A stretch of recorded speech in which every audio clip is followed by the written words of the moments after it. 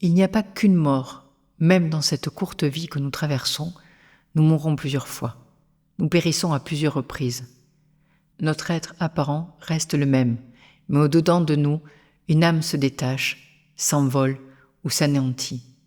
Nous la sentons se glacer en nous et peser comme un cadavre. Que devient-elle ?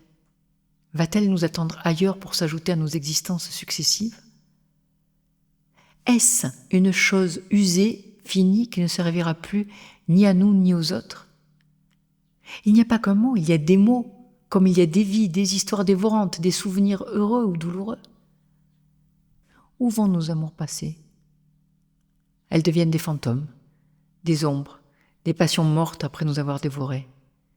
Les passions sont-elles des rêves aussi vains que ceux du sommeil ? Non, c'est impossible.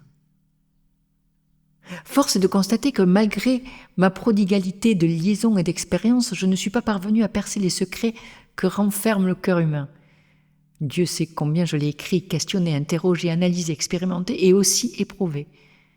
L'intarissable sujet de l'amour et de ses turpitudes a été ma quête de prédilection. Il a été l'encre de ma plume. Toute ma vie durant, malgré les mots que j'ai tenté d'ajuster pour brosser un portrait, l'image en est demeurée floue. Ma mémoire qui flanche et qui s'amuse à me jouer des tours en altère les couleurs et les nuances, parfois grossies à la loupe, tantôt outrageusement colorées et tantôt affreusement pâles. Tout dépend du point de vue où l'on se place. Tout est affaire de projection, de perspective, de représentation, d'interprétation propre à chacun.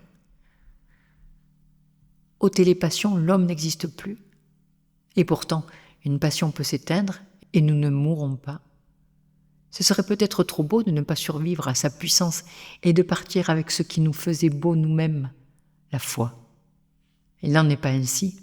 Il faut à plusieurs reprises dans la vie se sentir brisé, dépouillé, perdu, sans ressources et refaire connaissance avec soi-même, comme avec un étranger. J'ai embrassé un bon nombre de saisons et cumulé plusieurs vies dans une seule. Et j'étais aussi loin qu'une âme puisse aller sur des routes escarpées dans le désespoir. J'ai contracté une force d'inertie qui est au-dessus de l'héroïsme. Rien ne peut plus m'effrayer ni m'atteindre aussi profondément et durablement que ceux que j'ai vécus et endurés.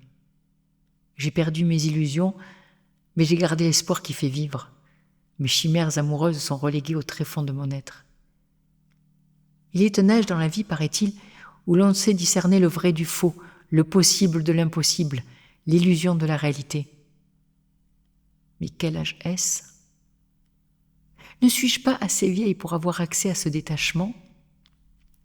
Mais entre cet âge de lumière et de jugement et l'âge de raison et de force où l'on retranche sans pitié de sa vie toute chose séduisante et nuisible, il y a un intervalle de lutte entre le savoir et le pouvoir qui est le temps le plus pénible et le plus dangereux de l'existence humaine.